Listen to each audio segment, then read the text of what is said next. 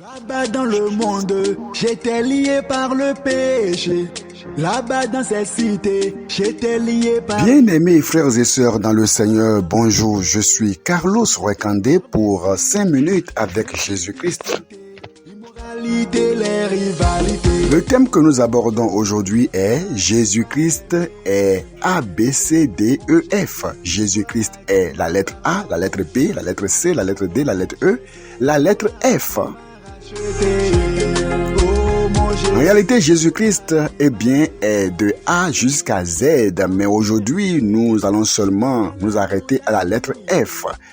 Jésus-Christ est la lettre A.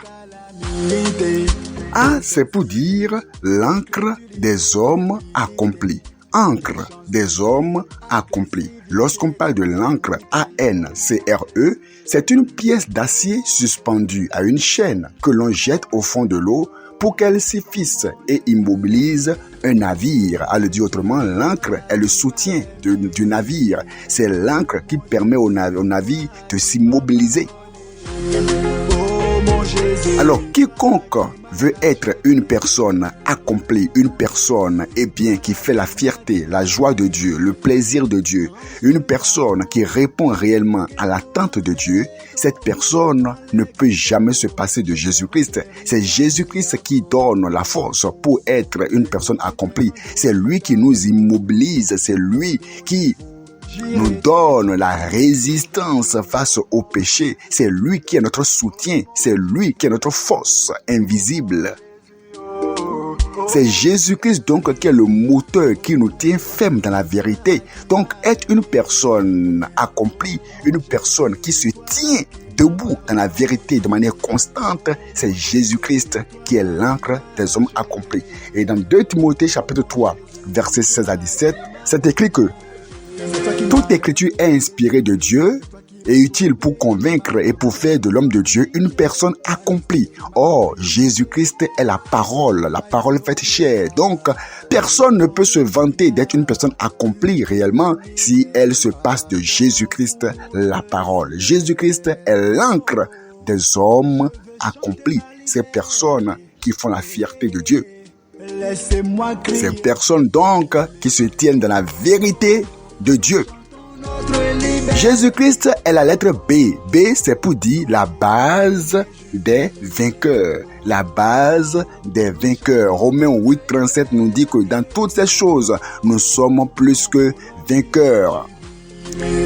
Oui, nous avons vaincu le malin, nous avons vaincu le diable par Jésus-Christ.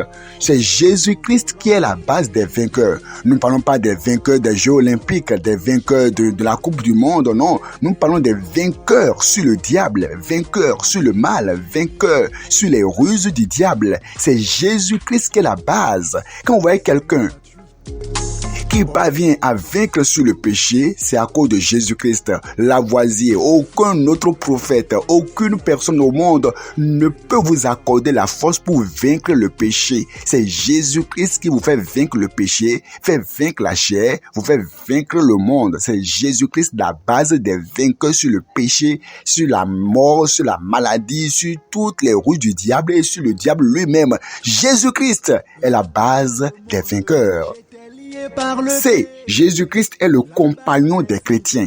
Compagnon des chrétiens. Eh bien, Matthieu chapitre 28 verset 20. Je suis avec vous tous les jours jusqu'à la fin du monde. Jésus-Christ est avec les saints. Dans le feu, il est avec eux. Dans la joie, il est avec eux. Dans les détresses, il est avec eux. Il n'est pas comme ces personnes, c'est les féticheurs ou bien ces personnes qui plusieurs mettent leur foi, mais hélas, qui les déçoivent. Non, Jésus-Christ est avec ses enfants constamment. Constamment. Je suis avec vous tous les jours jusqu'à la fin du monde. D, le défenseur des démunis, le défenseur des chrétiens. Le défenseur des siens. Jésus-Christ défend les siens. Il défend les siens. Vous vous rappelez, lorsque Saul combattait l'église, quand Jésus-Christ s'est révélé à lui, il lui a dit, je suis Jésus que tu persécutes. Donc, en persécutant l'église de Dieu, c'est Jésus-Christ qu'il persécutait. Et il dit, il te sera difficile de régimber contre les aiguillons. Difficile de faire la guerre aux aiguillons. Donc, quiconque fait la guerre aux chrétiens fait la guerre à Jésus-Christ. Jésus-Christ défend ses enfants, il défend les siens. Emmanuel, Jésus-Christ est Emmanuel, Matthieu 1, 23. Il s'appellera Emmanuel. Oui, Emmanuel, Dieu est avec nous tous les jours. Il est avec nous. Il est avec nous partout où nous passons. Il est avec nous, Emmanuel. Et il dit, sans moi, vous ne pouvez rien faire. Emmanuel. F, c'est le frère des délaissés. Il est le frère des délaissés. Matthieu 11, verset 28. Venez à moi, vous tous qui êtes fatigués et chargés, et je vous donnerai du repos, le frère des délaissés. Eh bien, Jésus-Christ est le frère de tous ceux qui sont abandonnés, le frère des orphelins, le frère de tous ceux qui n'ont personne. Il est le frère des délaissés. Jésus-Christ est A, B, C, D, E, F. Eh bien, nous continuerons après avec les autres lettres. Que le Seigneur vous bénisse. Jésus-Christ est merveilleux. Donnez-lui votre vie. Il est merveilleux et il ne soit jamais. Amen. C'est toi qui m'as sauvé, m'a pardonné, m'a sanctifié, m'a justifié.